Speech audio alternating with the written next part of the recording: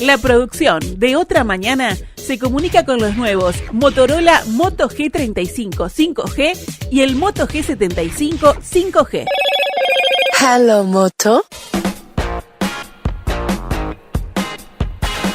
En las últimas horas la justicia comunicó que se va a realizar el concurso necesario de otras dos empresas que están asociadas a Conexión Ganadera y también decretó el embargo por $250 millones a las hijas de Gustavo Basso, uno de los socios de la empresa que ustedes recuerden falleció en un accidente que está bajo investigación del 28 de noviembre. Pero además, según informó ayer El Observador, hay novedades con respecto a un cheque que se salió o que se sacó de la empresa, que se cobró y que después solo se depositó una parte de ese dinero. Y además hay acusaciones cruzadas entre la familia de Gustavo Basso y los abogados que defienden a el señor Carrasco y a su esposa.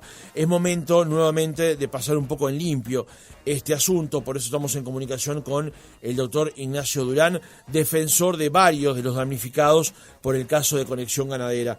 Doctor, ¿cómo le va? Buenos días. Buenos días, un gusto estar con ustedes. El gusto es nuestro.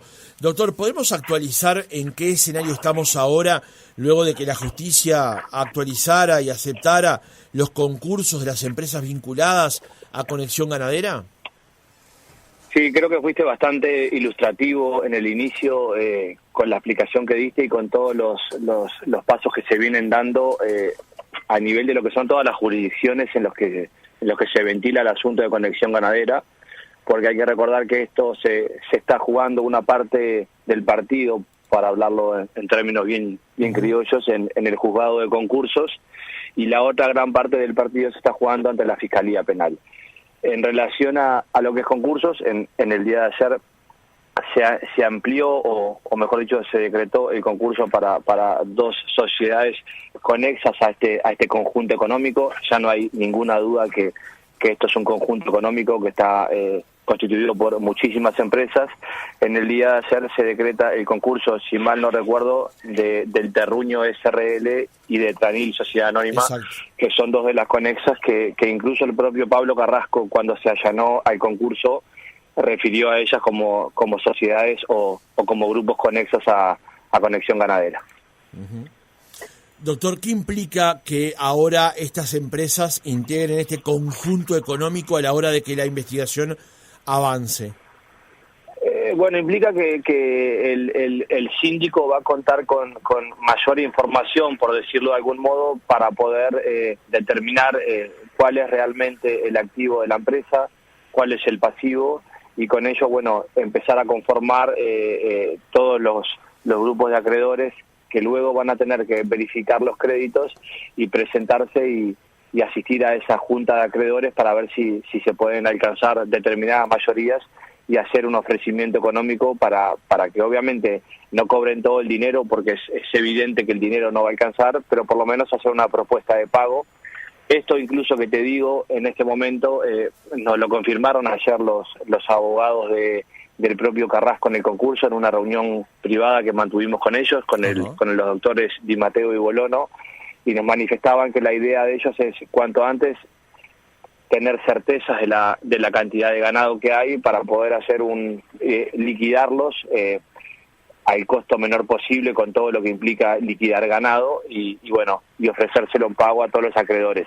Uh-huh. Tenemos el inconveniente que ustedes también lo comentaron al inicio. Este tema es muy complejo, tiene muchísimas aristas, y ahora se da el inconveniente que los demandados en vía concursal y los denunciados en vía penal, que son los Basso y los Carrasco, entraron en un fuego cruzado entre ellos de que nadie quiere la culpa. Uh-huh. Lo cual hace bastante aún más complejo poder tomar una decisión, porque incluso nos consta que la comunicación de los profesionales para ofrecer algo a los acreedores tampoco ha sido fluida. Uh-huh.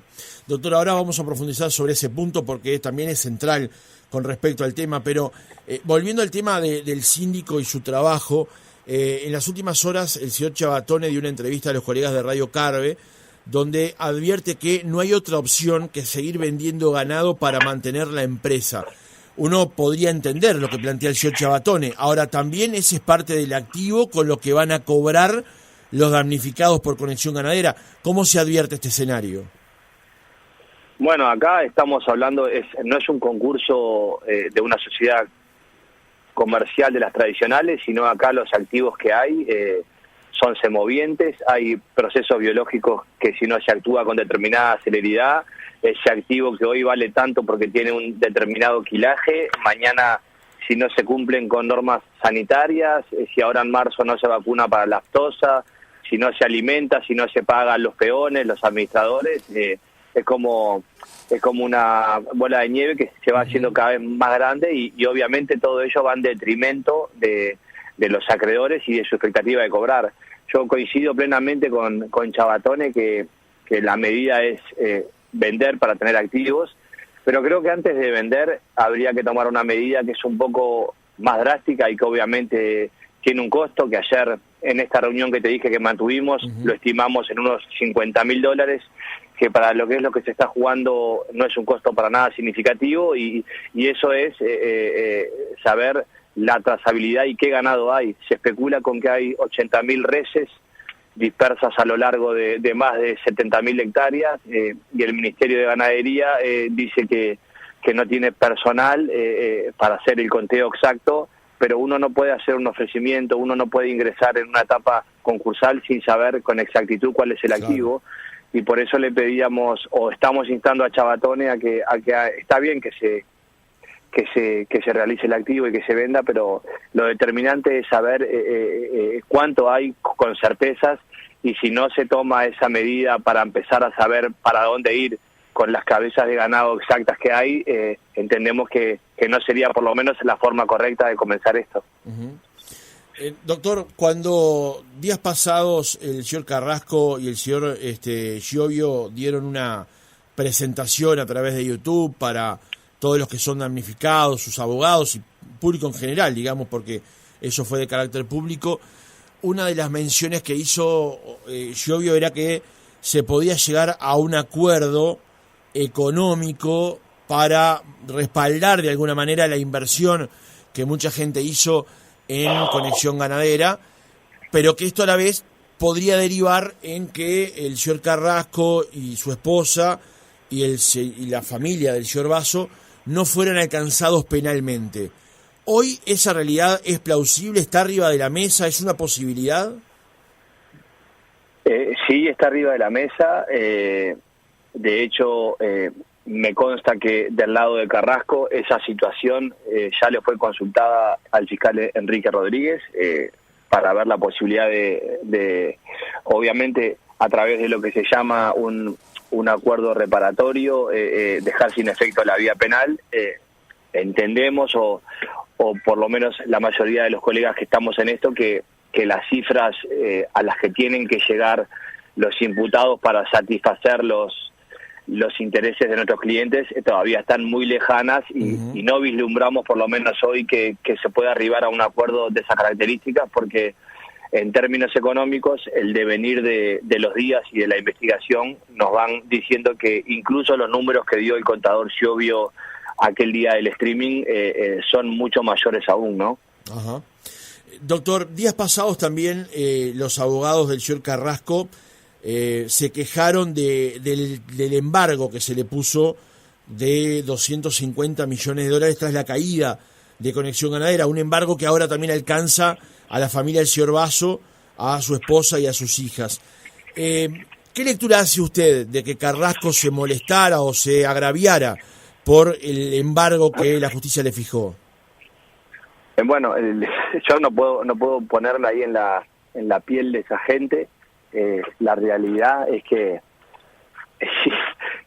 en tren de enojarse con la situación, créanme que hay bastante personas más molestas o más enojadas con lo que está pasando que lo que puede sentir el propio Carrasco, pero la realidad es que yo no me voy a meter ni voy a opinar sobre lo que él pueda sentir. Creo que la decisión de embargo es una decisión acertada, es fundada y me alegro, por decirlo de algún modo, que se haya extendido también a las hijas de Basso, porque tenemos elementos y cada vez reunimos más certezas de que acá hay un grupo económico que involucra a la familia Carrasco, a la familia Basso, con la viuda y con las hijas, y bueno, y obviamente serán ellos, en caso de entenderlo así la justicia, que deban responder ante más de 4.500 damnificados, ¿no? Uh-huh.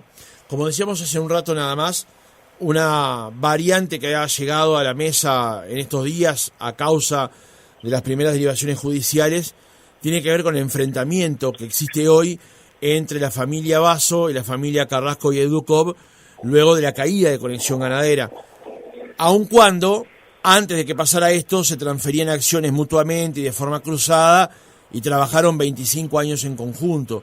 Incluso el señor Carrasco, en esa presentación que hizo a través de YouTube, dijo que él ni siquiera tenía las cuentas para hacer transferencias dentro de la empresa, dando la imagen o la impresión de que trasladaba la responsabilidad administrativa al señor Basso.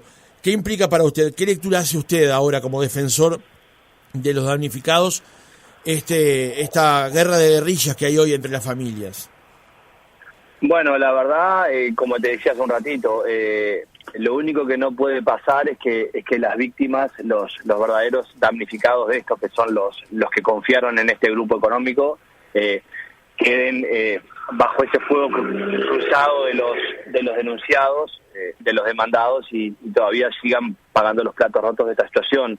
No sé si o puedo presumir sí que ese enfrentamiento y ese antagonismo en las posiciones que hoy están teniendo, puedo presumir de que es real. Hay otros colegas que entienden que también tiene mucho de estrategia para desviar un poco el foco de atención. Acá se comenzó hablando de una responsabilidad en mayor medida de una persona que había fallecido, lo cual dificulta endilgarle una responsabilidad por lo pronto desde el punto de vista penal, porque esa persona ya no está y solo habría que ir a lo civil. Hoy en día parece ser que se están destapando cuestiones entre ellos que obviamente mientras se destapen y ayuden a disipar dudas y a sumar información que les sirva a quienes representamos, bárbaro. Lo que no puede pasar es que todavía toda esta situación siga yendo en detrimento o que permita que se sigan dilatando ciertas cuestiones que sigan perjudicando a las víctimas, ¿no? Uh-huh. Doctor, en esa misma dinámica, y aunque parezca mentira o es un capítulo de una novela negra, ayer se informó que se van a pedir pruebas de ADN para confirmar que la persona que murió en el accidente del Tesla fuera Gustavo Basso. Es una nota publicada por los colegas del Observador ayer a las 4 de la tarde. El fiscal Hermes Antúnez, que investiga las circunstancias de la muerte del socio de Conexión Ganadera, pidió la medida ya que el empresario fue cremado 24 horas después de su muerte. ¿Qué lectura hace usted de una nota como esta, de una publicación como esta? Y me parece que es una sana decisión esto que comenzó, y acá quiero ser muy cuidadoso con lo que digo, esto que comenzó siendo un trágico accidente, con el devenir de los días fue generando un manto enorme de dudas, un manto enorme de sospechas sobre la situación en que acaeció el accidente el 28 de noviembre, todo lo que pasó con el tema de la seguridad, de lo que tiene un Tesla, la pericia se hace, la pericia no se hace, y hemos recibido información también, y voy a hablar en términos de presunto porque es lo que corresponde, de que hay mucha gente que está especulando con que no solo el accidente fue provocado, sino que incluso hay personas que nos dicen que, y te repito, voy a manejar el término, se presume que incluso Gustavo Basso no habría fallecido. Nos lo comentaron varios clientes de manera reservada y con algún tipo de información que obviamente hay que analizar. Por eso te repito, creo que es una sana decisión la del fiscal y obviamente todo esto sigue dentro del marco de sospechas que está teniendo todo esto. En 24 horas, como bien dijiste, se lo cremó, pero yo te pongo un aditivo más, una perla más a esta extraña situación. Realmente en 20 años de profesión nunca había algo similar.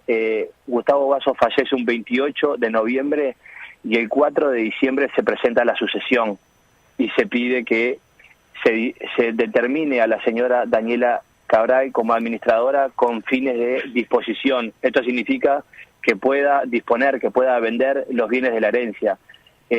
Si esto no da para pensar que detrás de toda esta situación hay algo raro, y les quiero repetir, 6 días después de que muere Basso se presenta las sucesiones. En términos judiciales creo que que nadie puede tener pronto un trámite de sucesión para presentar en el juzgado cuando todavía se está velando al fallecido, ¿no? Uh-huh. Doctor, no puedo dejar de mencionar el impacto que me genera escuchar que a esta noticia que mencionábamos más temprano de la toma del ADN de la hija de Gustavo Basso se sume el hecho de que hay gente que a usted le plantea, le sugiere, no digo le informa porque la información no sería la palabra correcta, digamos, que Gustavo Basso no está muerto, que Gustavo Basso no murió aquel día de ese accidente. Del mismo modo que cuestionan las causas del accidente, tenemos personas que nos han dicho eso. En la propia audiencia, y no voy a dar nombres, pero en la propia audiencia de medidas cautelares, hasta se especuló y se habló de esa situación y se comparó con un caso argentino muy notorio de que hasta el día de hoy está en tela de juicio si efectivamente falleció o no. El caso de Chabrán. Exactamente, hasta ese nivel llegaron los trascendidos. Por eso esta información yo la recibí, pero quiero ser muy cuidadoso y hablar todo en términos condicionales, porque no tengo la información para decir que es cierto, pero sí puedo confirmar que la especulación está arriba de la mesa. Y usted le suma a esa especulación ese otro dato que sí presente, que es real, con respecto al tema de la sucesión de Gustavo Basso. Es real, es un hecho objetivo. Los expedientes judiciales, la mayoría en materia de familia son públicos y por suerte ahí se contó con un juez que actuó conforme a derecho y prohibió que la viuda de Basso pudiera disponer de los bienes sucesorios. Le pidió que justificaran la urgencia y la necesidad de por qué querían que pudiera tener esos poderes para disponer. No lo pudieron justificar y bueno, por suerte esos bienes todavía quedaron a resguardo y la idea del síndico Chabatón era que todos los bienes que se presenten en la sucesión formen parte del activo concursal. Ignacio Durán, abogado, representante de los damnificados por el caso Conexión Ganadera, gracias por haber estado otra mañana con nosotros. Gracias a ustedes, les mando un gran abrazo.